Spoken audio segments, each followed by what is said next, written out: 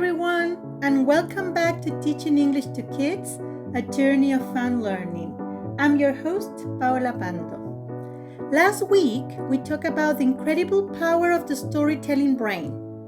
But after that episode, I got a lot of the same great questions from you. Okay, I'm convinced, but how do I actually choose the right book? How do I know it is not too easy or way too hard? So you ask and I'm answering. Today in episode 6, we are getting very practical. We are creating your ultimate guide to selecting the perfect storybook for any language level. And then we'll do a full walkthrough of a specific book to see the magic in action. So what we are doing today is to turn that bookshelf in your classroom into the most effective teaching tool.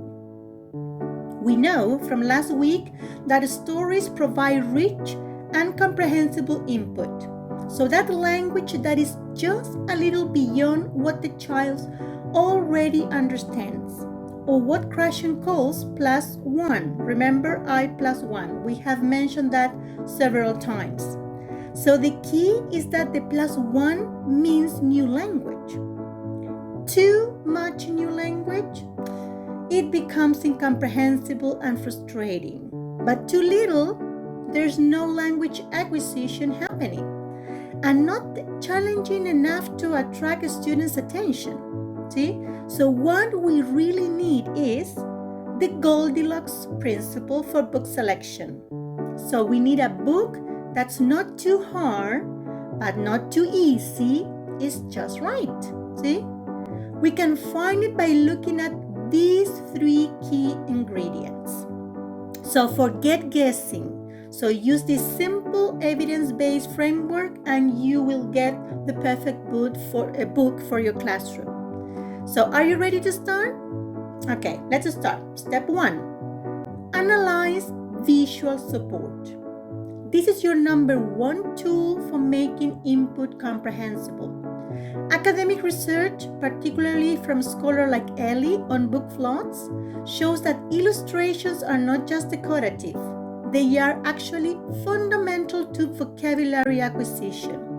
What Ellie demonstrated that providing a large quantity of high-interest illustrated children's book to elementary school's classroom significantly accelerate second language proficiency in reading and listening, and also show positive effects on writing and first language skills. So when you choose a book and you focus on visual support, you need to ask yourself some questions. Do the pictures clearly illustrate the action and key vocabulary? If the text says, for example, he scrambled up the hill, can the child actually see the character struggling to climb? The idea is that the picture should tell the story on its own. See? Some tips for beginners: wordless picture books are a secret weapon.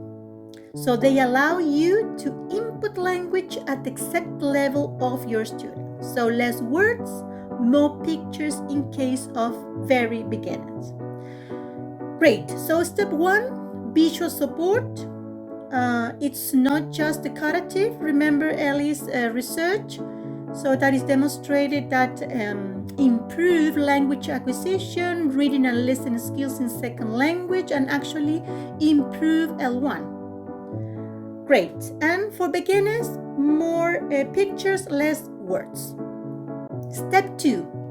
Evaluate the linguistic load. Look at the text itself. We want a balance of familiar and new words and expressions. So something that we mentioned last episode, remember, look for useful repetition. Books with repetitive phrases or structures are golden for second language acquisition. Think of that book, Brown Bear, what do you see?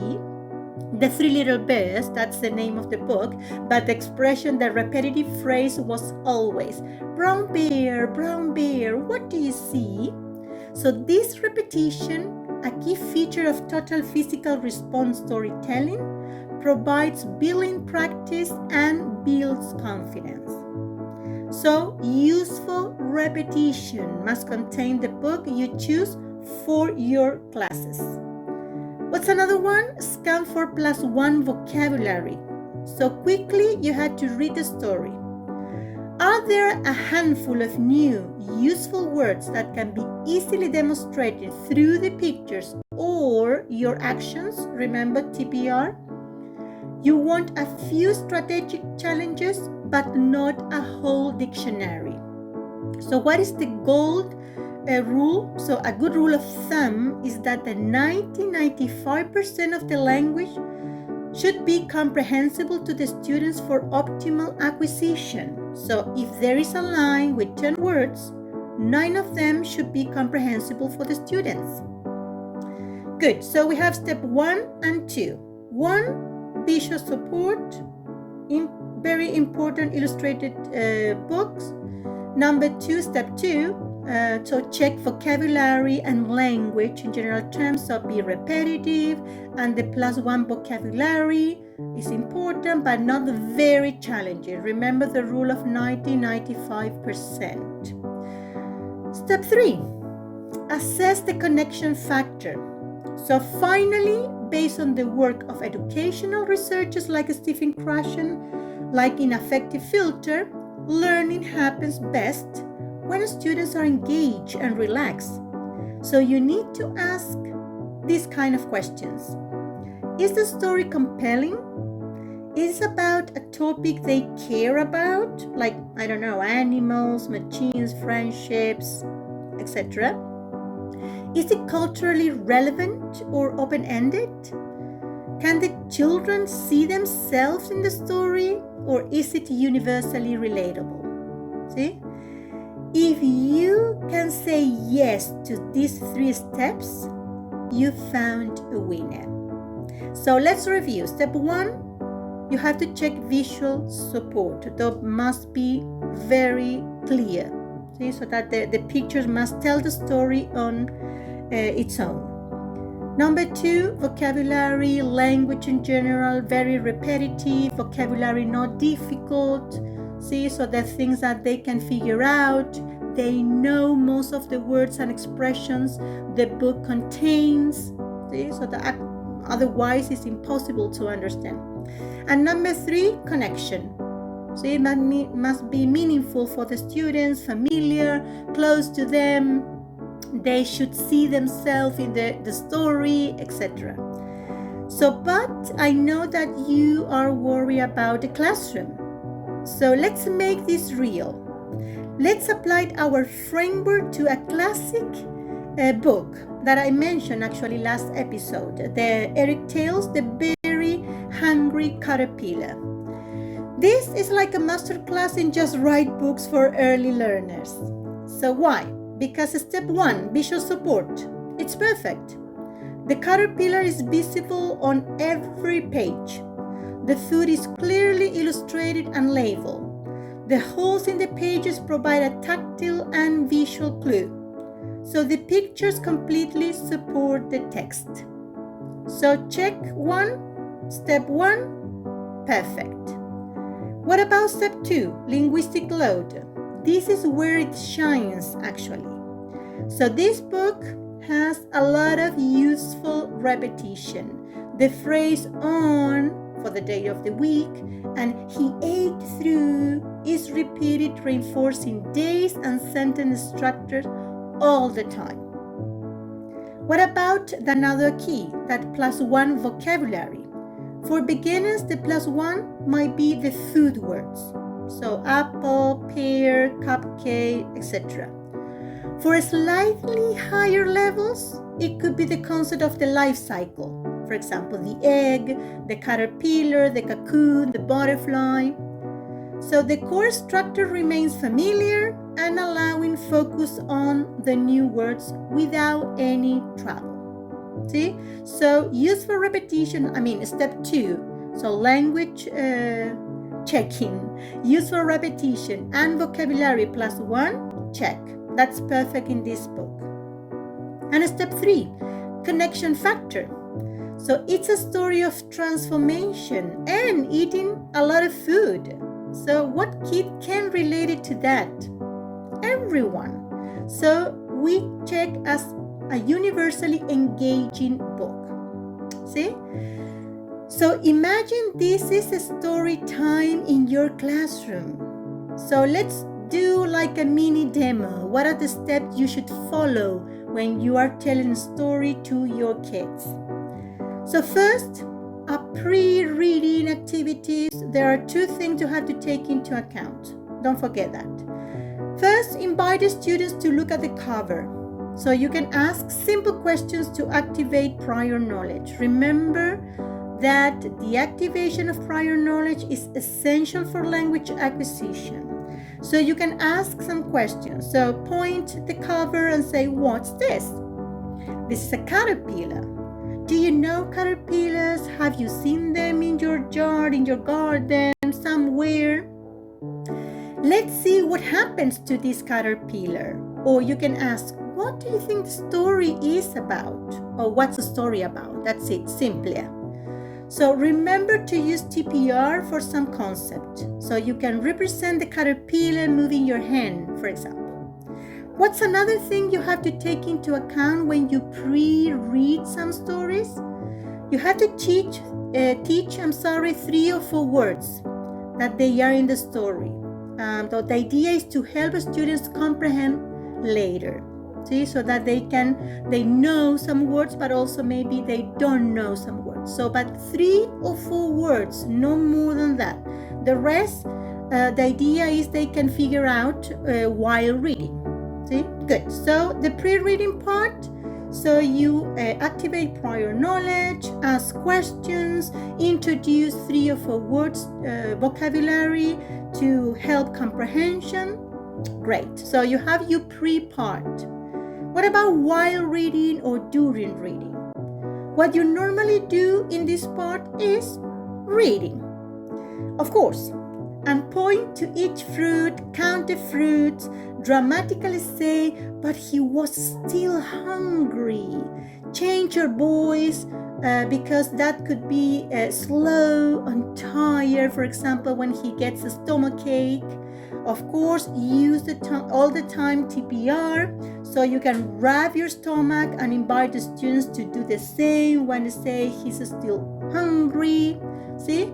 And of course, in this part, you can read the story as many times as you believe is necessary. Invite them to use a lot of TPR, dramatize, repeat some expressions with you, and of course you can read the story as many times as you believe is necessary for them. And post-reading, and this is extending learning. So you extend the story but for learning.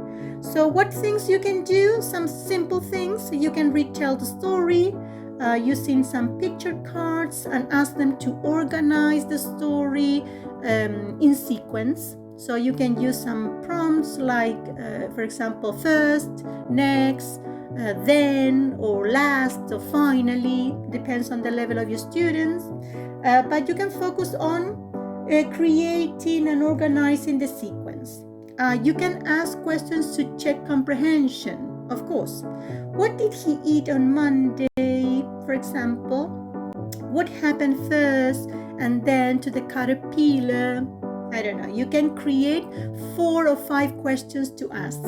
And you can also extend knowledge using the words and expressions they have learned in the book. In the story. So that, for example, what's your favorite food? Okay, what is the food that help you stay healthy, grow, learn new things? I don't know, they can create a poster of healthy food for growing, see, and they can use the words they have learned in the story. So the extending learning, that is post. Good. So here we have a structure to use in the classroom, so you know how to choose the book. What are the main features you have to put attention to?